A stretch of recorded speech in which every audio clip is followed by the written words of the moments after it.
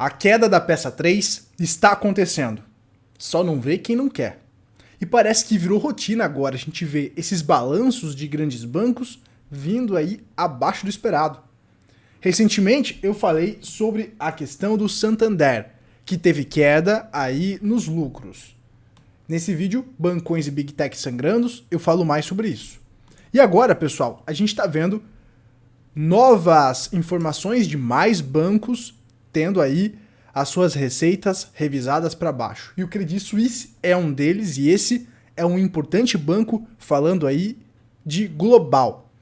O Credit Suisse tem em 2022 o maior prejuízo anual desde quando, Gabriel? Desde a crise financeira de 2008. E ele está projetando mais perdas em 2023.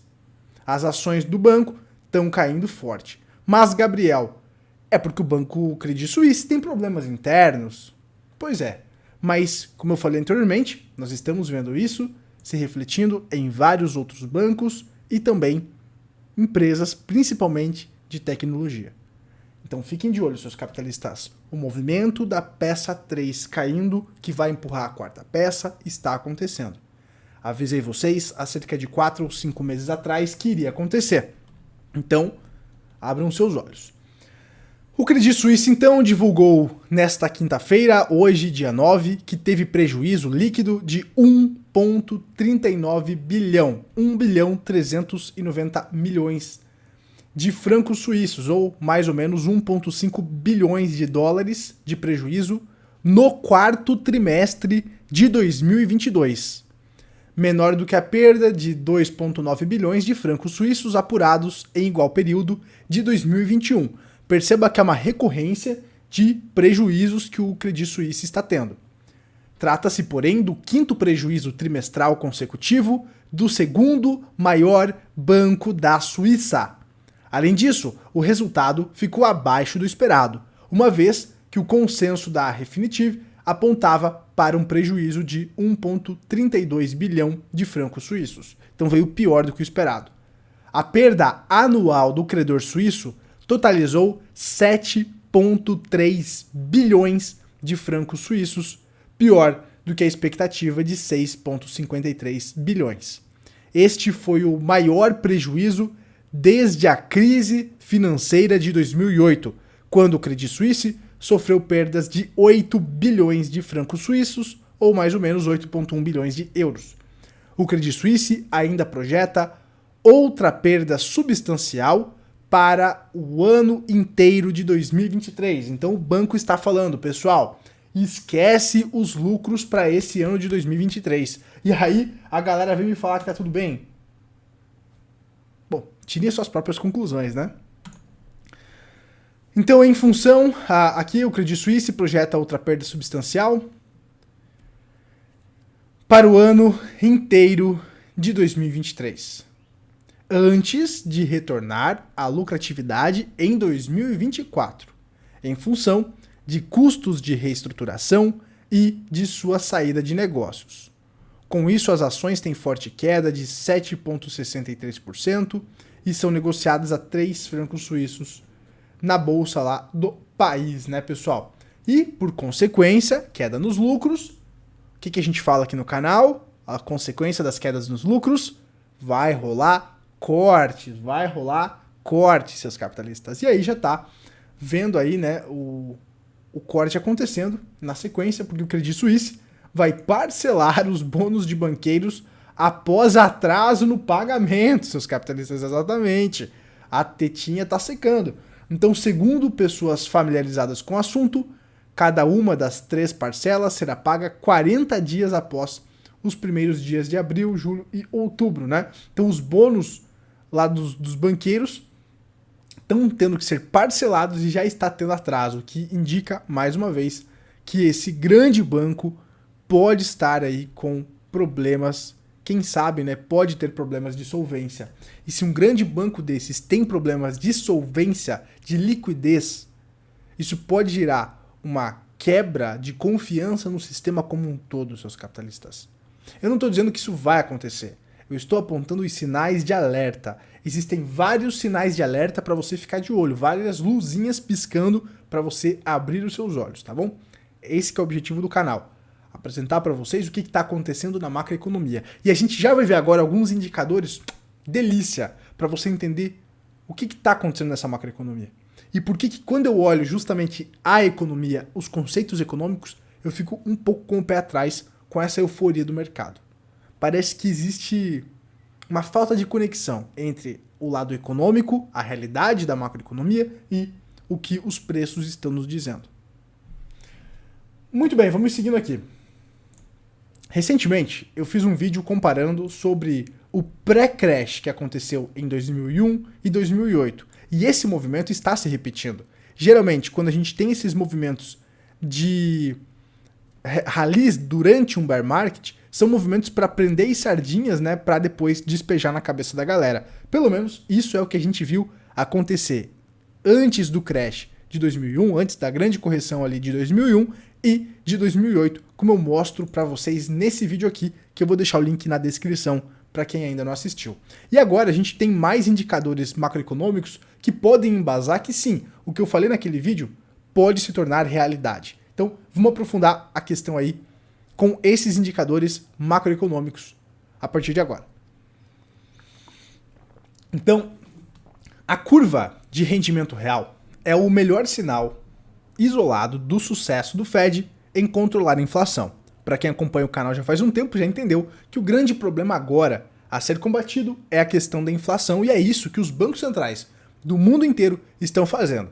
Eles estão destinando esforços para combater essa inflação que ainda está elevada, que ainda permanece acima de patamares do topo, por exemplo, da crise de 2008, como mostrei em vídeos passados. Então ainda existe um longo caminho para controlar essa inflação.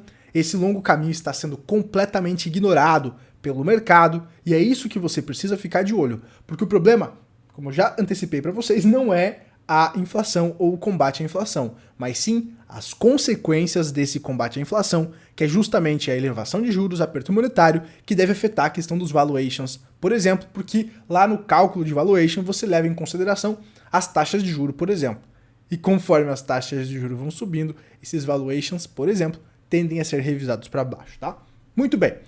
Então, especialmente, precisamos vê-lo inverter para ter confiança de que o Fed fez o suficiente para acabar com a inflação permanentemente e, assim, permitir que as ações encenem um rally duradouro, ok? Na década de 70, que foi o grande erro de controle de inflação do Fed, a curva de rendimento real continuou a se inclinar mesmo quando o Fed apertou a política, já que os mercados não acreditavam que o Fed faria o suficiente para reduzir a inflação de forma sustentável. Foram necessários os aumentos hercúleos das taxas de juros da era Volcker, lá na década de 80. Então, é sobre isso que a gente fala, seus capitalistas. O Fed já cometeu o erro de não matar a inflação de vez. Na década de 70, os Estados Unidos teve um problema inflacionário e o Fed, ele fazia o quê? Ele fazia o que os investidores querem que ele faça agora. Ele aumentava o juro, a inflação dava uma arrefecida, aí ele ia lá e estimulava a economia e a inflação voltava. Então, a inflação ficou cíclica por uma década inteira maltratando a galera. E é isso que o mercado gosta desses estímulos, é a cachaçinha do mercado, mas o Fed aprendeu que isso não é possível, isso não é viável. É ruim uma economia com uma inflação enchendo o saco.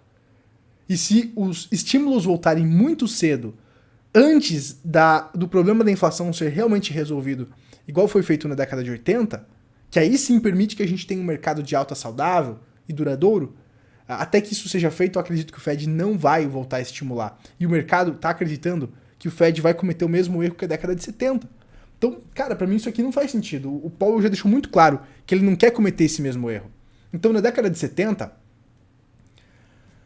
a curva de rendimento real continuou a se inclinar mesmo quando o Fed apertou a política, já que o mercado não acreditava que o Fed faria o suficiente para reduzir a inflação de forma saudável.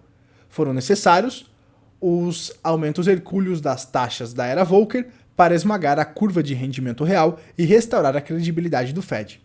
A curva tem se achatado recentemente, mas continua bem abaixo de zero.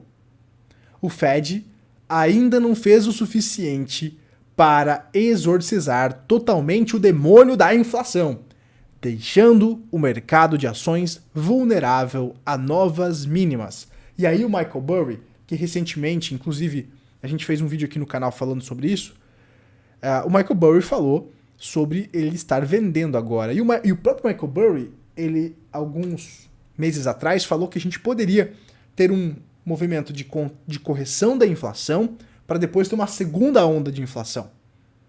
Então, se o Fed não for eficiente para controlar essa questão da inflação agora e fazer um aperto decente, a gente pode ter uma segunda onda de inflação que seria muito pior, demoraria muito mais tempo para controlar esse negócio. Então é melhor fazer o trabalho bem feito e limpar os excessos, limpar os expurgos agora. Porque quanto mais você enrola, mais caro essa conta fica. Esse que é o negócio, pessoal. As crises, elas não são grandes problemas. As crises fazem parte dos ciclos. Por isso que surfar esses ciclos te enriquece.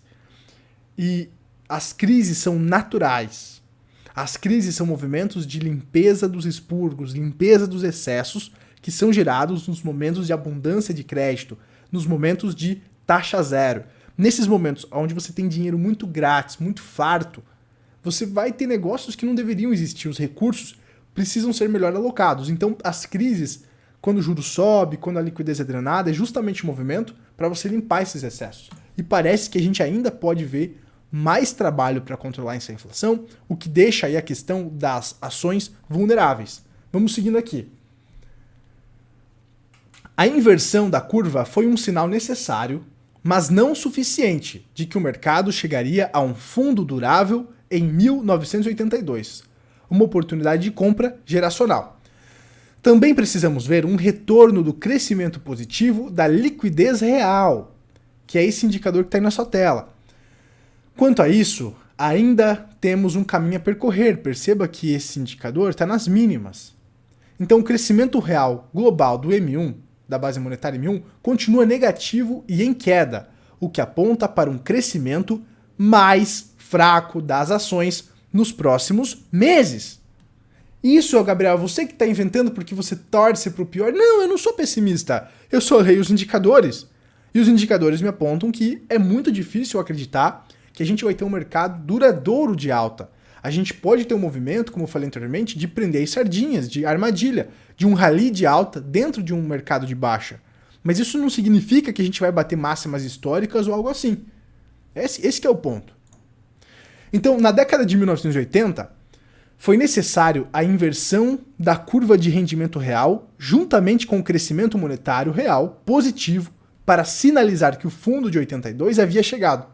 Em geral, quando a curva de rendimento real é muito mais inclinada do que a média e o crescimento do dinheiro M2 é negativo, o que é o caso hoje, isso leva a um desempenho inferior significativo das ações.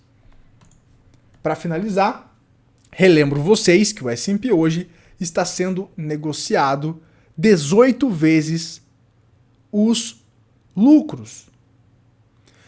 Então, a relação preço sobre lucro, price earn, a prazo no S&P 500, que é a maior bolsa com as principais empresas americanas. Então, essa relação preço sobre lucro está subindo 18 vezes lá no S&P, pessoal. Repare, a última vez que isso aconteceu foi um micro topo, foi um topo justamente desses rallies de bear market. Então, estaria o S&P tão barato assim, seus capitalistas? A última vez que as avaliações estiveram tão altas foi em agosto de 22. Então, se a gente olhar por isso aqui, o S&P está caro. Não está barato para a gente acreditar que agora é hora de acumular pensando para longo prazo. Então, quando dá esses rallies de preço, ela fica cara. E conforme a gente vai vendo as projeções de lucro das empresas caindo, ele vai ficando cada vez mais caro. Então, estaria o S&P tão barato quanto dizem seus capitalistas malvadões? Ou é apenas um movimento que eu comento recentemente sobre as armadilhas que vão prender as sardinhas no topo. Inflação e juros elevados devem jogar os valuations das empresas para baixo. E isso, pessoal, deve refletir no preço. Então, cara, eu ainda vejo que a bolsa tá cara, gente. Isso é um indicador que mostra. E a gente pode estar apenas tendo um movimento de euforia de curto prazo para continuar caindo. A gente ainda está vendo a peça 3 caindo, seus capitalistas. Então fiquem espertos. Bom, a gente finaliza esse vídeo por aqui. Espero que esse vídeo tenha agregado algo na sua vida. Eu vou deixar mais vídeos para você continuar maratonando aqui abaixo dos vídeos, na descrição. Se você gostou, pô, deixa seu like aqui embaixo, se inscreve no canal para você não perder os próximos vídeos e compartilha aí para os seus amigos nos grupos do WhatsApp, do Telegram, para que a gente possa alcançar mais pessoas e mais pessoas possam entender o que está acontecendo na macroeconomia. O negócio, pessoal, ainda eu não consigo ver assim um negócio sólido para indicar uma reversão, uma alta infinita, tá? Então, fiquem espertos aí. A gente se vê na próxima. Tchau, tchau.